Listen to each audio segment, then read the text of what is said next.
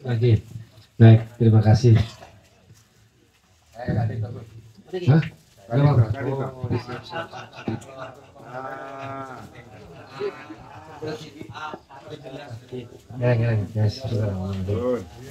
Baik, assalamualaikum warahmatullahi wabarakatuh.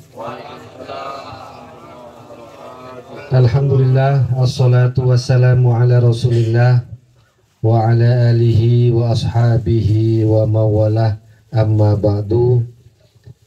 Alhamdulillah, pada malam hari ini Beten Kaula sareng ajunan sateja ditakdirkan oleh Allah Subhanahu wa taala bertemu dalam keadaan sehat wal afiat.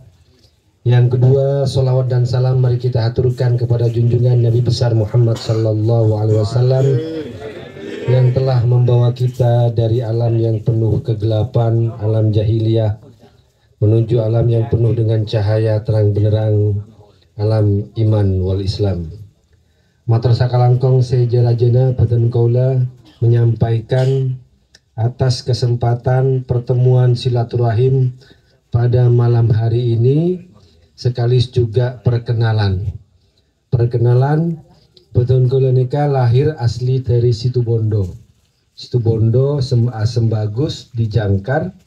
Abada Beten Kaula alhamdulillah pengasuh pondok pesantren di Curah Kalak, dan salah satu alumninya adalah Pak Sucip yang di sini, Banser yang di sini. Kemudian Beten Kaula melanjutkan studi pendidikan ke Pondok Pesantren Al Amin Prenduan Sumeneb Madura. Kemudian kuliah di Universitas Al Azhar Kairo Mesir sampai tahun 2004, 2005 kembali ke Indonesia menemani Gus Dur sampai beliau wafat di acara kongko bareng Gus Dur. Dan asli abah dari Beten Kaula nika dari Sumeneb, dari Kepora, Lambi Capi, Semai Kasa, penyair D. Zawa Imron Kasa, Ki Mantuan, Beten Kaula. Jadi paman, masih paman, Man D. Zawa Imron, dan juga sampai sekarang keluarga masih semuanya ada di Sumeneb ya, di Sumeneb, di Kepora, di Lambi Capi, sarang nenge Semai Kasa, nenge Sumeneb.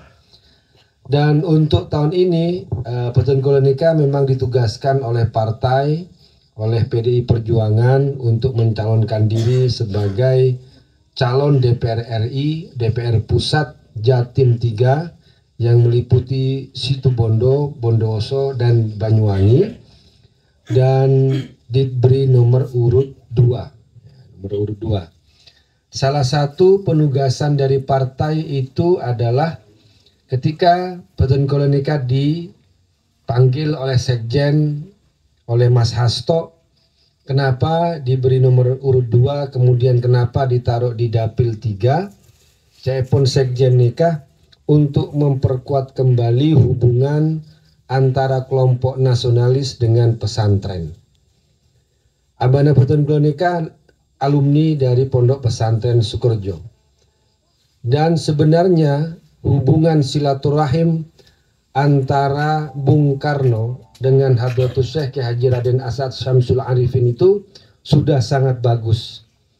Bahkan dulu Bung Karno Kasa menggelari Kiai Asad nikah sareng Kiai Kapas.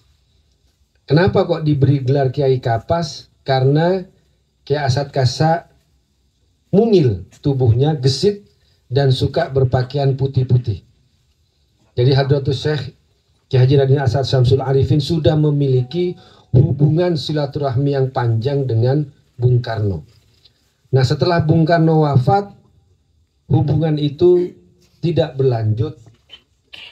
Setelah Ibu Megawati pada tahun 85 terpilih menjadi Ketua Umum PDI waktu itu, dan ditekan oleh penguasa Orde Baru, beliau sowan ke Kiai Asad waktu itu. Dan waktu itu Kiai Asad memberikan pesan seperti ini. Kalau kamu lagi gundah gulana, lagi pusing, lagi ada masalah dengan negara galau, kamu datang ke makam bapakmu, kemudian kamu tafakur di situ, insya Allah kamu akan diberi petunjuk. Nah, sampai sekarang Ibu Mega itu punya kebiasaan kalau lagi gundah gulana, lagi galau, lagi punya tekanan, pasti ziarah dulu ke makamnya Bung Karno karena mengikuti perintahnya dari Hadratus Syekh Ki Haji Raden As'ad Syamsul Arifin. Jadi kenapa Ibu Mega ziarah makam Bung Karno? Ya karena perintahnya Al-Mukarram Ki Haji Raden As'ad Syamsul Arifin. Nah kemudian disitulah Beton Kaula diminta oleh partai untuk membangun kembali silaturahmi antara kelompok nasionalis dengan kelompok pesantren, dan juga disampaikan juga bahwa selama ini PDI Perjuangan sudah memiliki perhatian yang khusus terhadap pesantren dan umat Islam. Misalnya ada sayap dari partai itu disebut dengan Baitul Muslimin, Balmusi. Itu adalah lembaga otonom yang memang untuk menampung aspirasi umat Islam dan juga memperjuangkan aspirasi umat Islam. Dan yang menarik, salah satu dari hasil surveinya Lembaga Survei Indonesia, ketika ditanya pilihan politik warga NU, partai yang dipilih oleh warga NU, yang pertama itu adalah PDI Perjuangan, 22,9%. Nomor 2 baru Gerindra 16%, nomor 3 baru PKB 11,9%, nomor 4 baru Golkar 11,2%. Itu kata survei. Dan ini menunjukkan bahwa sebenarnya, nah ketika Beton Kaula diminta oleh partai untuk maju dari Jatim 3, dari Banyuwangi, Situbondo, Bondowoso, Beton Kaula langsung soan nyabis ke Kiai Haji Afifuddin Muhajir, wakil pengasuh Pondok Pesantren Sugorjo, dan menyampaikan alasan Kiai ini PDI Perjuangan banyak dipilih oleh umat Islam, khususnya oleh warga NU. Sangat sayang sekali Kiai, ini partai dipilih orang Islam, dipilih oleh warga NU, tapi tidak diisi oleh orang NU. Nah disitulah Beton Kaula ingin memperjuangkan aspirasi masyarakat umat Islam, khususnya dari Nahdlatul Ulama. Nah kemudian itu menyambung juga dengan pilihan presiden yang sudah ditetapkan, bahwa kita memiliki PDI Perjuangan memperjuangkan Bapak Ganjar Pranowo dan Profesor Mahfud MD. Prof. Mahfud MD sudah dikenal rekam jejak pendekar hukum, bersih, berani, karena punya darah Madura. Punya darah Madura yang integritasnya tidak perlu diragukan lagi. Dan juga tadi hari ini dimulai kampanye Pak Ganjar ke Merauke di timur, Pak Mahfud MD ke Sabang yang ada di barat. Dan salah satu program yang diluncurkan oleh Pak Mahfud MD ketika di Sabang adalah programnya Ganjar Mahfud, memperjuangkan perhatian untuk guru-guru ngaji. Nah ini mungkin bisa dibaca di Google hari ini tuh, guru-guru ngaji. Kenapa? Ya mungkin selama ini ada perhatian untuk guru-guru ngaji yang ada di musola, ada yang di masjid, ya ada yang di langker, ya. Dari perhatian dari pemerintah daerah. Cuma ya kadang-kadang ada, kadang-kadang tidak ada. Nah ini mau diresmikan bahwa ketika Ganjar dan Mahfud menjadi presiden dan wakil presiden Republik Indonesia, maka guru-guru ngaji akan diangkat, akan diperlakukan sebagaimana guru-guru yang ada di sekolah. Karena selama ini memang disepelekan guru-guru ngaji ini. Dianggap apa? Ya pekerjaan hanya sukarela. Ya, akhirnya tidak diperhatikan. Ya memang guru ngaji tidak pernah minta. Tidak pernah minta ini dan itu. Tapi seharusnya ketika anak-anak kita semua bisa belajar ngaji, bisa belajar membaca Al-Quran, bisa sholat pertama kali, bisa diajari akhlak untuk pertama kali, itu semuanya oleh guru-guru ngaji. Harusnya negara memberikan perhatian yang khusus kepada guru-guru ngaji. Ini yang disampaikan oleh Pak Mahfud MD sebagai salah satu program. Kenapa? Karena tidak boleh yang namanya profesi di Indonesia itu ada yang dianaktirikan. Guru pegawai negeri dikasih, ya alhamdulillah ya nggak apa-apa gitu kan. Tapi kan tidak boleh yang juga punya jasa terhadap anak-anak Indonesia tidak boleh juga disepelekan dan juga oleh dianaktirikan. Nah dari situ pada kali ini Beton Kula nikah mau istilahnya itu melamar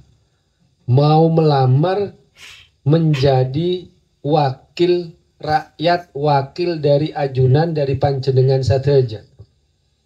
Kalau seandainya Beton Kula dipercaya untuk menjadi wakil rakyat, menjadi wakil panjenengan, wakil ajunan sateja di DPR RI, insya Allah Beton Kula akan memperjuangkan apa yang menjadi program-program yang ada di pusat.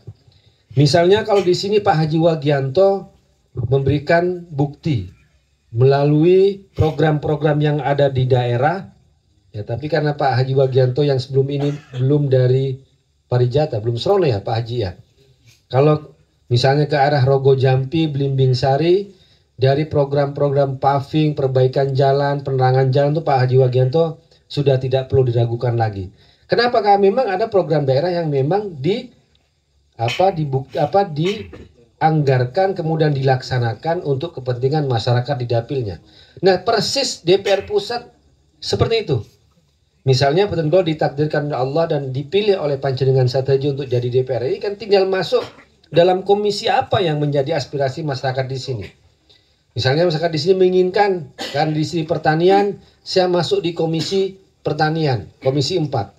Maka program-program dari pembibitan, dari pupuk, kemudian dari alat-alat pertanian kan bisa dibawa ke dapil di sini. Seperti Pak Haji Wagianto juga membawa program-program dari daerah, dari kabupaten kepada dapilnya masing-masing. Kalau misalnya di sini pengen kesejahteraan soal guru ngaji dan sebagainya perjuangkan, itu di komisi 8 yang membawahi Departemen Agama dan Departemen Kementerian Sosial. Yang di situ ada juga ada PKH, ada Bansos dan sebagainya. Misalnya soal pendidikan, itu ada di komisi 10. Maka program-program pendidikan bisa dibawa ke dapil ke sini. Jadi sebenarnya wakil-wakil rakyat itu persis seperti juga di daerah adalah memperjuangkan apa yang menjadi aspirasi, yang menjadi keinginan masyarakat di sini diperjuangkan ke tingkat pusat, kalau DPRD diperjuangkan di tingkat kabupaten, dan program-program itu kemudian dibawa dan dilaksanakan dan diawasi oleh anggota-anggota dewan. Jadi itu mungkin sekedar perkenalan, sekedar perkenalan yang bisa saya sampaikan. Sekedar perkenalan awal, insya Allah kita akan bertemu pada kesempatan yang akan datang. Dan juga di sini juga ada Mas Sucip, Banser, dan juga warga Dusun Rayut ya. Insya Allah komunikasi kita akan terus nyambung, silaturahmi tidak boleh putus, dan kita akan terus ya menyerap apa aspirasi yang ada di sini. Tapi pertanyaan saya, apakah tidak ada keberatan kalau kita mau mendukung Pak Ganjar dan Pak Mahfud? Ya, kalau seandainya selera lebih ke Pak Mahfud tidak apa-apa. Beton Kula ini kan buru dari berapa waktu yang lalu ada di Muncar. Banyak antaretan kasakan gitu. Saya tidak mau milih Ganjar. Saya dulu milih Pak Prabowo katanya. Tapi saya mau milih Pak Mahfud MD. Oh enggak apa-apa Kak. Tak apa kan. Tak apa pun coblos pun Pak Mahfud. Enggak usah pilih Pak Ganjar misalnya kayak gitu kan. Ada enggak masalah saya bilang. Ya karena Prof Mahfud itu memang lebih ada kedekatan emosional. Enggak apa-apa. Ini kan namanya istilah ikatan kekeluargaan ya. Saya beberapa waktu yang lalu juga nemani Prof Mahfud ke Sumeneb. Di situ juga keluarga luar biasa. Salam Setong Doro gitu. Wah luar biasa dia bilang. Ya ini nggak masalah, itu ikatan emosional seperti itu juga tidak bisa kita bendung. Apalagi ya tidak hanya alasan karena soal kedekatan emosional atau soal keluargaan, tapi kan Pak Mahfud memang memiliki rekam jejak yang nyata terhadap penegakan hukum. Tidak pernah takut, kasus Sambo dibongkar, kasus korupsi di Asabri juga dibongkar, kasus asuransi juga dibongkar dengan penuh keberanian Karena orang berani itu membuktikan dia tidak punya dosa yang bisa menjerat dia. Kalau Pak Mahfud kotor, nggak mungkin dia berani mengungkap banyak kasus. Bisa dikena pukul balik. Tapi karena beliau bersih, beliau tidak pernah takut, maka akan membongkar segala pelanggaran-pelanggaran hukum yang ada di Indonesia. Dan juga Badan Kolo juga memohon doa restu dan juga dukungan. Nah, karena juga sudah mulai kampanye kan nggak masalah, Badan Kolo ini kan meminta dukungan. Nah, apa diterima atau tidak nih kamu? Terima. Kedua, untuk Bapak Haji Wagianto yang DPRD yang nomor urut 1, apakah diterima atau tidak? Alhamdulillah, alhamdulillah. Jadi Matur Sakalangkong paketnya itu 1, 2, 3. Nomor 1 DPRD Pak Haji Wagianto, nomor 2 Badan Kaula untuk DPR RI, DPR Pusat nomor 2, dan nomor 3 untuk pemilihan presiden. Jadi paket 1, 2, 3. Oke. Ki Matur Sakalangkong, mohon maaf apabila ada hal-hal yang kurang, ada hal-hal yang kurang berkenan. Badan Kaula nyon sapora. Dan kita akan bertemu pada kesempatan yang datang. Wallahul muwaffiq ila aqwamit thoriq. Wassalamualaikum warahmatullahi wabarakatuh.